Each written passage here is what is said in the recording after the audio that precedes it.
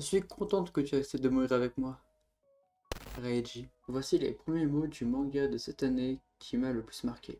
J'ai nommé Posibis. Il va y avoir un peu de spoil du tome 1 et du tome 2, et personnes sensibles s'abstenir. Ce manga nous fait suivre l'histoire de Reiji Kuros, un lycéen banal. Il n'est pas forcément populaire, a de plutôt bonnes notes et est fan d'un groupe d'idoles appelé Acrylic, surtout de sa chambre de soir, Naji Aoe. Un jeune homme plutôt banal en apparence. Mais chez lui, sa situation familiale n'est pas très bonne. Un père aux abonnés absents, une mère au bord du burn-out, un grand frère devenu hikikomori et colérique, et une grand-mère atteinte de démence. Donc sa mère le sollicite beaucoup. Pourtant Reiji ne manque pas d'ambition. Il veut aller à l'université. Mais il refuse. Il ne veut pas. Pas à cause de ses mauvaises notes, loin de là, mais à cause de ses deals et de sa mère. Sa mère veut qu'il travaille dans une entreprise de construction où son ami, Gen Minegishi, travaille et est le fils du patron de cette boîte accessoirement.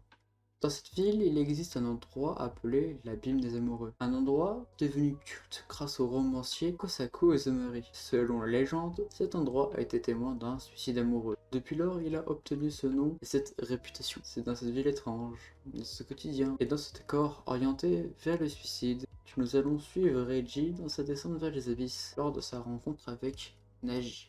Mais plusieurs questions restent encore en suspens. Qui est réellement cette Naji ? Quels sont leurs passés? Pourquoi la mère de Reiji connaît Kosaku Uzumari? Tant de questions qui restent encore en suspens dans ces deux tomes, malgré le début de la descente aux abysses. Le tome 1 est assez classique. Il est assez peu dérangeant, mis à part pour certaines scènes, mais c'est que le début. Le tome 1 était plus là pour planter le décor et planter le début de ce qui va être une longue descente aux abysses. Minenami Ryo nous propose une histoire très riche en personnages et en suspense. Les personnages ont tous une psychologie qui leur est propre, ce qui les rend plus humains, plus attachants, plus effrayants. Ce qui fait que l'auteur arrive à nous faire ressentir de fortes émotions en quelques planches, en quelques pages. Notamment dans le deuxième tome, où moi-même j'ai eu peur de tourner des pages. C'est cette façon de nous raconter son histoire qui me fait craquer pour ce manga. C'est beau, passionnant et intriguant. C'est un très bon seinen. Je recommande pas forcément pour ceux qui débutent dans ce genre-là, ou alors qui sont peut-être un petit peu sensibles psychologiquement parlant.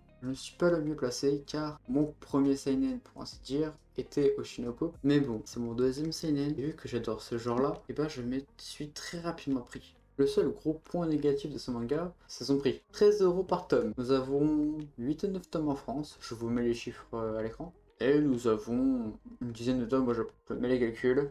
Et une dizaine de tomes, ça fait quand même très cher. Mais le prix vaut la chandelle. Déjà pour une autre très belle édition. Kana nous offre quelque chose d'excellent. C'est un grand format également, ce qui me laisse admirer la splendeur des dessins et les pages sont assez souples, donc très facile à lire. Ce point négatif est très dérangeant pour bon nombre d'entre nous, je le conçois, moi également. Mais pour tant d'avantages qui est une histoire extrêmement riche, des dessins qui sont tout de même incroyables et magnifiques, et bien le prix est justifié. Je suis Sringle, je parle de manga et d'anime sur cette chaîne. Si cette vidéo vous a plu, n'hésitez pas à vous abonner, il y en aura 2 prochaines comme ça. Et le prochain manga sera soit Oshinoko, soit un autre, je dois encore me décider. Sur ce, je vous laisse, et portez-vous bien.